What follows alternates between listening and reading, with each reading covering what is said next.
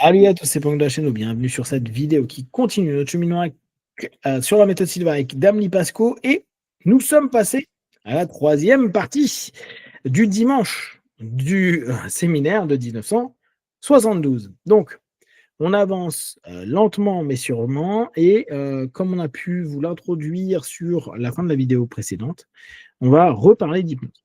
Donc, vraiment, je pense qu'avec cette série vidéo-là, ça va être difficile de dire la méthode Silva n'est pas de l'hypnose, même si on voit que pendant toute la méthode, il dit oui, bon, on est quand même assez différents, mais je connais très très bien, d'accord? Et ça n'a pas d'importance. Je continue à dire, on en a reparlé la semaine dernière, il y a 2 semaines avec Brice. Je pense que il y a 2 personnes simplement qui ont créé un vrai système autour de alpha, la transe, les auto-hypnoses. Il y a José, où on voit vraiment qu'il y a une structure, et c'est ça qu'on aime vous montrer avec Lee, bien dessinée, ou en tout cas qu'il a peaufiné avec le temps pour que les choses s'enchaînent bien, pour que ça permette d'être des acquis pour l'exercice qui suit et tout. C'est en ça où on parle d'un système. C'est pas juste, je vous montre 25 techniques différentes d'auto-hypnose et 25 techniques pour gérer vos problèmes. C'est ce que vous avez appris avant va vous permettre après de mieux faire ce que vous avez à faire après. Et au fur et à mesure, vous développez des compétences. Et il y a toute une structure qui est pour lui arriver jusqu'à la clairvoyance slash cette notion de pressenti des choses, pressentiment des choses, d'intuition, hein, dit simplement. Et en ça, c'est vraiment assez unique. Et pourtant, moi, je lis pas mal de bouquins sur l'auto-hypnose et tout, mais la plupart des hypnos, alors tu me diras, Alice, si toi, tu as vu autre chose, mais la plupart des hypnos, ils vont te faire des super cours d'auto-hypnose, hein. Il n'y a pas de problème. Mais en gros, c'est on t'apprend à avoir une induction, et puis après, on te montre plein de possibilités de je fais thérapie des parties, je fais ci, je fais ci, je fais ça. C'est très cool, il n'y a pas de problème, mais ce n'est pas une structure. C'est pour ça que pour Brice ou pour moi, on a un peu la même impression. José, il a fait un truc unique. Et le deuxième à avoir fait un truc un peu unique, c'est Quesedo. Quesedo, le fondateur de la sophrologie. Quesedo, idem, il a fait tout un travail en structure qui est long et qui dure sur plusieurs jours sur les différentes étapes, etc. à bosser. En fait, ce qui est assez amusant, pour ceux qui sont intéressés par tout ce qui est un peu hermétisme du 19e siècle, il y avait beaucoup dans des écoles un petit peu donc, de travail intérieur hermétique. Je pense à Lomer, par exemple, pour ceux qui connaissent. Beaucoup de travaux où en fait, il faisait des bouquins et sur le bouquin, il disait bon bah pendant une semaine, vous allez faire ça, ça, ça, ça, ça, ça, ça, des tâches. Et puis semaine 2, maintenant que vous avez fait ces tâches-là, vous pourrez faire ça, ça, ça, ça, ça, ça, ça. Et en fait, il partait du postulat que tu les avais fait et que tu avais donc développé des compétences et que de ces des compétences, tu pouvais passer à l'étape suivante parce que les compétences ont commencé à être acquises. Donc vraiment une notion progressive dans l'apprentissage. Un petit peu comme on avait eu avec c'est qui a fait ça? Jacobson, celui où on serre le poing, on relâche. Oui. Ouais. Et en fait, si vous suivez la technique Jacobson, alors là, ça reste une technique, mais elle est hyper progressive. Il fait d'abord la main, après l'avant-bras, après le bras, l'épaule. En fait, il sait partout, puis au fur et à mesure des semaines, hein, parce que ça se fait jour par jour ou semaine par semaine, tu dois réussir à relâcher tes mains. Tu dois relâcher après avant-bras et main, puis après coude avant-bras, main, puis après biceps avant-bras, main, et ainsi de suite. Et ça se fait très long. En fait, lui, il laissait un temps. Moi, quand j'avais relu alors je ne sais même plus dans quoi je l'avais relu, mais il y a bien longtemps, j'avais été hyper étonné à me dire ah, c'est pas juste une technique qu'on enseigne en 2 heures comme ça, à dire bon, bah, c'est facile, vous faites ça, et puis au fur et à mesure, vous vous relâchez. Il avait créé tout un processus d'apprentissage qui se passait sur. Non, moi, je ne suis pas au courant de ça non plus. Hein. Moi, j'ai toujours cru que c'était quelque chose que tu proposes à quelqu'un qui a trop d'énergie, qui ne peut pas se tenir tranquille. Et c'est bien pour ça. Mais quand même, il a vraiment eu un système structuré, comme tu as dit. Ouais. Il a créé une structure qui a été, en fait, qui était de l'auto-hypnose. C'était une façon d'entrer en auto-hypnose parce que le principe qui est un peu compliqué, et c'est pour ça que la méthode là-dessus est plutôt cool, c'est que on parle de relaxation, mais beaucoup de personnes disent, mais je ne sais pas ce qu'est la relaxation, je ne comprends pas. Donc, José, lui, il est parti du postulat, on va vous mettre en transe, on va vous faire entrer en alpha, et à partir de là, on va vous relâcher. 3-3-3, relaxation physique. Et on fait tout un tap sur relaxation physique. 2-2-2, relaxation mentale. Et on fait tout un boulot sur la relaxation mentale. 1, vous êtes à niveau. OK. Mais il y a déjà un double travail qui est proposé dans le travail quand vous fermez les yeux et que votre professeur, votre instructeur est en train à ce moment-là de proposer le texte et de vous faire rentrer, pour les hypnotistes, dans le travail d'hypnose, de suggestion, d'orientation, et où les apprenants sont en train de visualiser, ressentir, percevoir. Ce qui fait que on passe par un principe d'hétéro-hypnose, c'est-à-dire venant de l'extérieur, pour faire vivre l'expérience de ce que vous devriez être capable de vivre. Et là, on revient toujours à ce beau discours que Guy peut avoir, c'est ce que vous pouvez vivre maintenant. C'est le niveau le plus bas que vous pouvez aller à cet instant. Le niveau alpha. C'est pas. D'ailleurs, la sémantique dans les premières sessions, c'est pas vous êtes en alpha. C'est à votre niveau de base. À votre niveau de base. Ça ne veut pas dire en alpha. Cette nuance sémantique, elle est hyper précise. C'est donc vous faire découvrir là où vous êtes capable d'aller. Et on sait qu'au fur et à mesure des sessions, vu qu'il y en a plusieurs sur ces 4 jours-là, vous allez entrer en alpha, quoi qu'il arrive. C'est sûr. Il n'y a même pas de doute à avoir. Parce que on fait tout simplement du fractionnement hypnotique, c'est-à-dire on vous fait émerger, on vous fait retourner, on vous fait émerger, on vous fait retourner, ce qui fait que quoi qu'il arrive, vous allez arriver à minima en alpha, pour ne pas dire pour certains en θ. Et donc, le choix stratégique de José, ça a été de dire, on vous enseigne l'auto-hypnose, le mind control, le contrôle mental, par l'hétéro-hypnose. Jacobson, lui, ça a été par vous-même. Vous lisez l'ouvrage et vous devez être capable au fur et à mesure d'atteindre ces niveaux-là.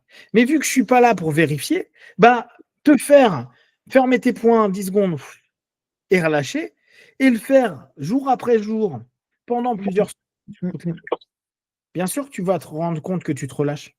Et vu que tu le répètes tous les jours, tu crées un conditionnement. Donc, tu relâches de plus en plus. Donc, c'est de plus en plus impactant. C'est en ça où c'était, je pense, assez long. Oui, oui. Et en plus, c'est centré sur la relaxation physique.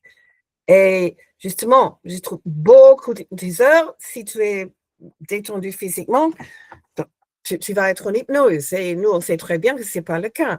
Et là, je trouve qu'il y a un intéressant parallèle entre Hellman, qui fait tout le processus dans son induction célèbre pour arriver à une relaxation physique, et puis qui dit, mais il y a deux côtés de la relaxation. Il y a aussi la relaxation mentale, et maintenant, on va faire ceci.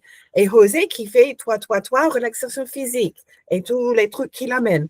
2-2-2, relaxation mentale. OK, donc c'est intéressant, parce que j'ai rencontré beaucoup de plutôt vieux hypnotiseurs qui n'ont jamais fait quelque chose pour la relaxation mentale ou pour le lâcher prise, justement, nécessaire pour entrer en hypnose. Ouais. En fait, ça vient d'un principe assez simple. On part du postulat, et ce qui n'est pas faux, c'est-à-dire que ils partent du postulat qu'en relaxant le corps, l'esprit va se relaxer. Et c'est toujours l'influence de l'un sur l'autre. C'est-à-dire que on sait que si on s'apaise là, on apaise notre corps. Mais on va prendre un exercice simple de yoga.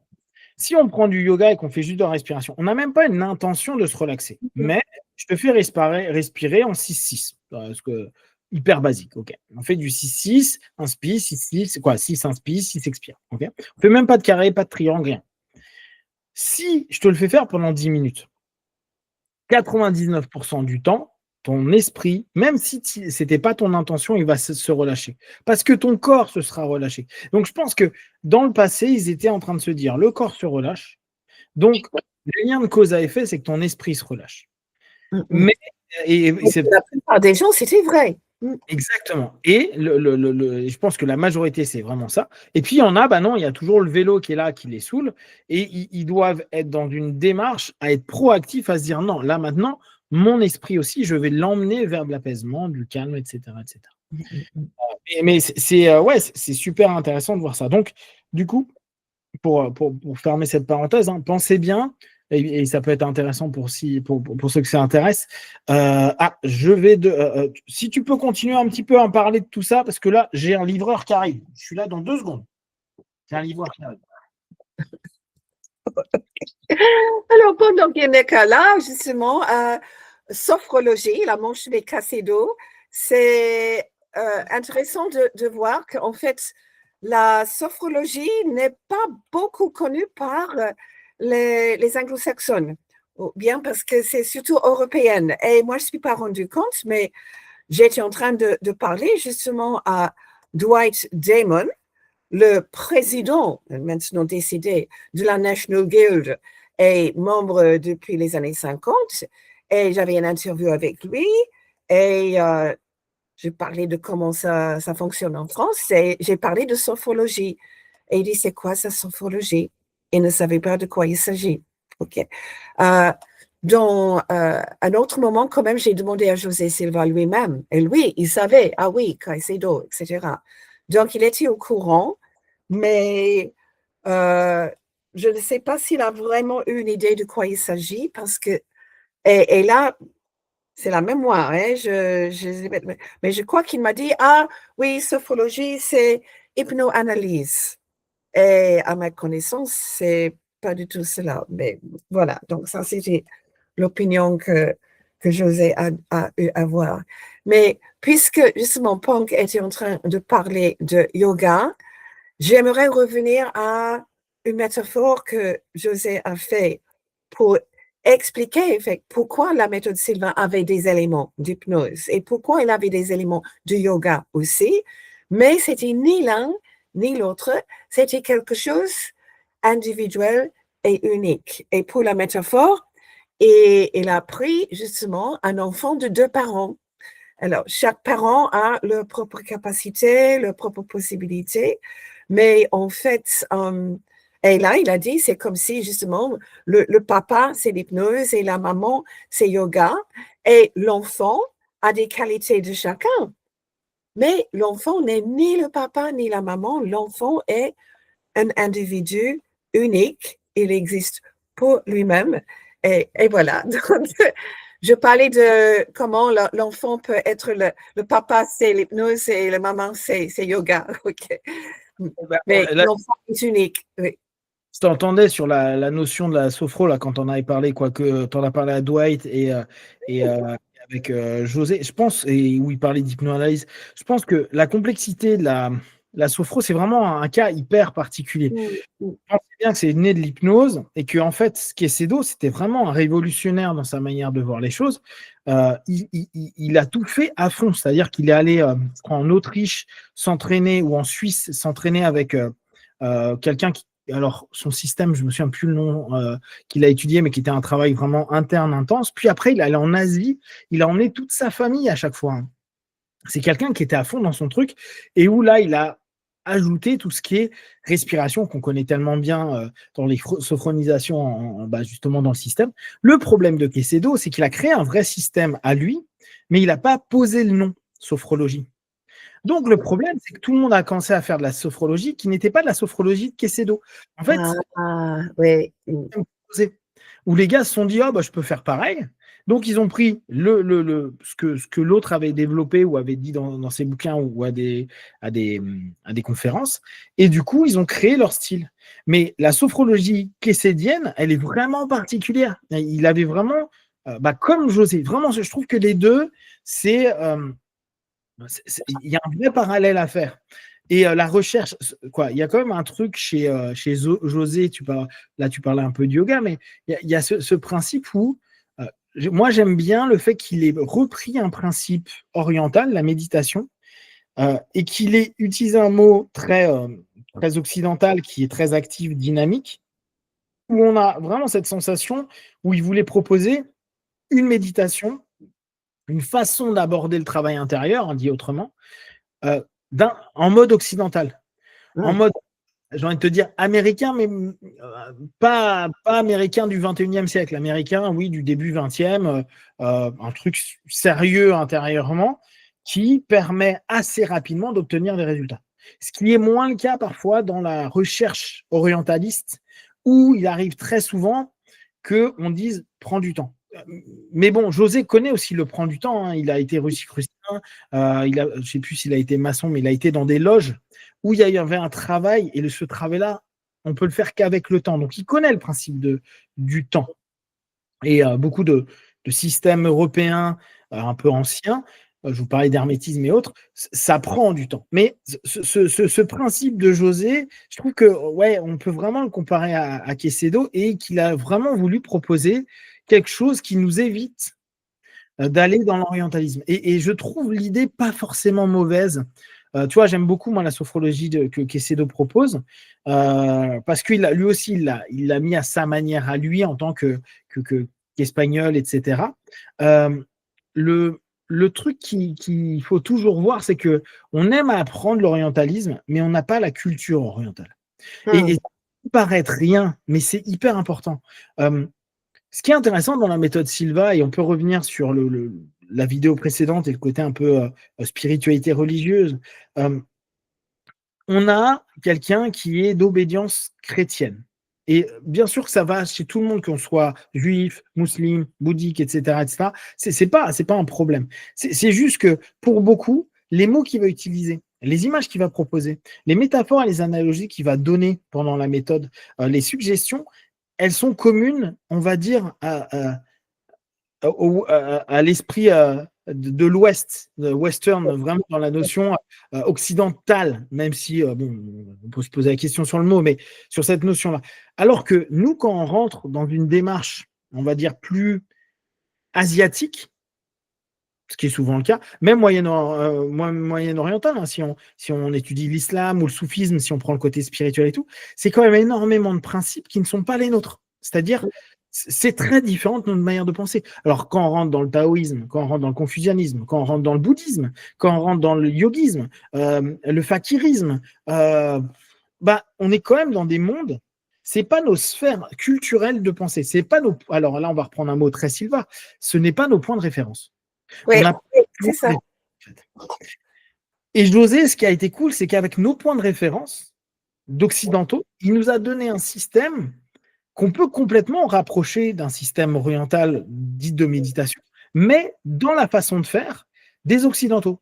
Où nous, avoir l'esprit vide, ouais, j'exagère parce que toute méditation, c'est pas esprit vide, hein, mais c'est quand même pas notre truc. Nous, on aime bien faire. Donc, faire, c'est ce qu'on fait énormément dans la méthode. On est vachement dans du tout doux. Et là, c'est le côté très américain aussi, anglo-saxon. C'est, tu vas pas passer du temps à rien faire. Donc, tu vas faire quelque chose parce qu'il faut qu'il y ait un feedback. Et ça aussi, c'est très anglo-saxon. Il faut qu'il y ait un retour, il faut qu'il y ait un bénéfice, il faut qu'il y ait quelque chose qui amène quelque chose. D'ailleurs, j'osais le dire, hein, vous ne le faites que si ça peut servir à quelque chose de sérieux. Et pas simplement comme ça pour rigoler. Donc, on voit le côté tout doux, vraiment la notion de doueur anglo-saxon, mais la culture qui, en fait, va quand même très bien à l'Occident de façon générale. Nous, les Français, on est quand même pareil. On peut dire, oui, nous, on aime bien penser, blabla. Oui, on aime bien l'abstraction, mais on aime bien aussi que les choses se passent. Alors que dans l'orientalisme, il peut y avoir cette notion de temps, cette espèce de latence qui est vécue différemment parce qu'elle fait partie de la voie, du chemin, etc., etc. Donc, en ça, je trouve qu'on a vraiment quelque chose qui est cool dans la démarche de José. Et comme je vous disais, hein, si vous êtes intéressé, n'hésitez pas à découvrir Quecedo parce que vous allez vous rendre compte qu'il y a beaucoup d'idées qu'on pourrait retrouver dans la méthode et qui est une façon d'appréhender la psyché et la connaissance de soi qui est aussi bien développée, je trouve, que la méthode. Est-ce que tu as trouvé ce que tu cherchais là? Non, je n'ai pas trouvé. Tu es parti chercher. Ok, non, juste pour savoir. Yes, alors, synthèse des thèmes, donc contrôle mental et régression d'âge. Donc, ça présente les thèmes centraux qui ont été explosés par le mind control. Donc, il rappelle que le mind control est distinct est supérieur à l'hypnose en raison de sa capacité à accroître le contrôle et la mémoire du sujet à des niveaux profonds, θ. Donc, cette notion-là, elle est intéressante. La notion de contrôle reste un élément. C'est vrai que c'est dommage qu'aujourd'hui, dans la méthode Silva, on ne parle plus du tout de mind control. Je comprends, hein, contrôle de l'esprit, gna, gna, gna, ça va être de la manipulation. Mais rappeler aux gens, surtout dans la société au XXIe siècle dans laquelle on est, où on a l'impression qu'on se fait beaucoup orienter, diriger par les réseaux sociaux, par les actualités, par énormément de choses, où en fait, notre esprit part très vite. Ce matin, je faisais une vidéo sur ce qu'on appelle le cerveau popcorn. Et le cerveau popcorn, c'est un terme qui est né en 91 ou 94, et où il t'expliquait qu'en fait, les shoots de dopamine qu'on a très rapidement, et maintenant avec les vidéos courtes qu'il y a sur Instagram, TikTok, Oui, oui, oui. etc., fait que on n'arrive plus à se focaliser et à se concentrer sur différents aspects et être dans l'attente, à être dans la capacité de justement se contrôler. Donc on se frustre rapidement, on n'arrive plus à se souvenir de la tâche qu'on devait faire. On commence quelque chose, puis il y a quelque chose qui pop dans notre tête et on passe à cette chose-là et on finit pas ce qu'on a commencé.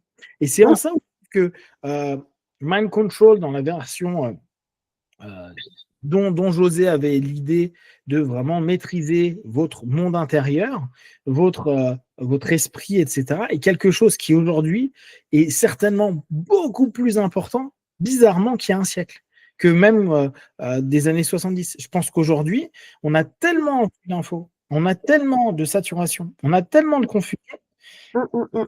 Ceux qui connaissent, hein, ces 3 points-là, ça nous amène en transe, mais pas des transes qu'on a décidées. Et là, on revient à ce que Lee disait sur la précédente vidéo, la décision. Le mind control, ce qui est intéressant, c'est qu'on décide ou pas, si on prend ou pas des suggestions. Si on se laisse aller à ne pas suivre une pensée, à ne pas être capable de faire telle ou telle chose, tu vois. Et du coup, je pense que je le comprends d'un point de vue marketing, et surtout dans les années 80, 70, 80, où ça pouvait être ambivalent. Mais aujourd'hui, justement, rappeler aux gens, la méthode Silva, ça vous permet de mieux contrôler votre esprit. C'est peut-être ce qui nous manque, hein. On est dans une vraie difficulté. Regarde, avec les téléphones qui popent tout le temps, Oui, quand tu as une notification, 15 mails, tu es là, tu fais, oh, et ton cerveau. oui. Et tu ouvres ton ordinateur pour chercher une chose et puis il y a comment dire en français, clickbait. Il y a des petits trucs pop qui disent est-ce que tu. Et ensuite, 2 heures après, on n'a pas fait ce qu'on a assez pour faire devant. Donc, et l'esprit, justement, est tiré de naissance, il vagabonde, il n'est pas du tout contrôlé, effectivement. Exactement. Oui, tu as raison, le mind control, c'est encore plus important aujourd'hui. Ouais, tu vois, aujourd'hui, ça a beaucoup plus de sens de dire redévelopper cette concentration. Aujourd'hui, en fait, ce qui manque chez beaucoup, c'est le feedback, hein, c'est pas moi qui l'ai inventé, hein, c'est le feedback social qu'il y a, et puis il y a pas mal d'études sur le sujet, c'est qu'on a un problème de focalisation. On n'arrive plus à se focaliser sur des thèmes. Donc, quand il dit la méthode est supérieure à, on en a déjà parlé plein de fois, c'est pas le problème, c'est surtout cette notion, accroître le contrôle et la mémoire à des niveaux de conscience profonds, mais je pense même à des niveaux de conscience alpha, c'est-à-dire pas forcément profonds. Et c'est tout l'intérêt, parce qu'aujourd'hui, on est très facilement dans des transes hypnotiques d'un système. On sature, on fusionne, on focus, on voit des images partout, on se fait absorber par les médias, on se fait absorber par le marketing, on se fait absorber par des couleurs, des trucs et machin. Et là-dessus, c'est vrai que se dire, est-ce que je me laisse porter par la transe, la suggestion qui m'est proposée, ou je bloque, je me remets dans mon labo, ou je me mets en alpha à se dire, c'est moi qui reprends la maîtrise de mes émotions, de mes pensées, de mes envies, de mes désirs, c'est quelque chose qui est particulièrement intéressant et qui, effectivement, la méthode peut permettre. Un des points donc principal, c'est la régression d'âge par la méthode du calendrier. Donc là, c'est bizarrement une méthode très hypnotique, mais c'est quelque chose qui effectivement peut être très intéressant pour travailler sur soi, travailler sur des problématiques, prévoir des choses, etc. Et notamment pour résoudre les problèmes en accédant à des informations subconscientes.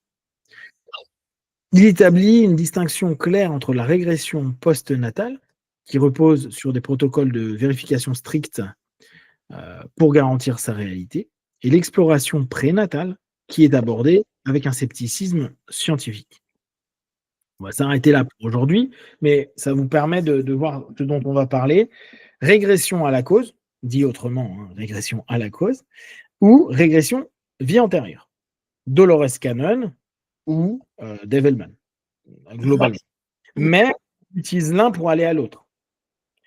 On part sur un protocole de régression à la cause pour aller à un between life ou un past life regression, une régression en vie antérieure. C'est intéressant que José en parle parce que après, il n'en parlera plus beaucoup.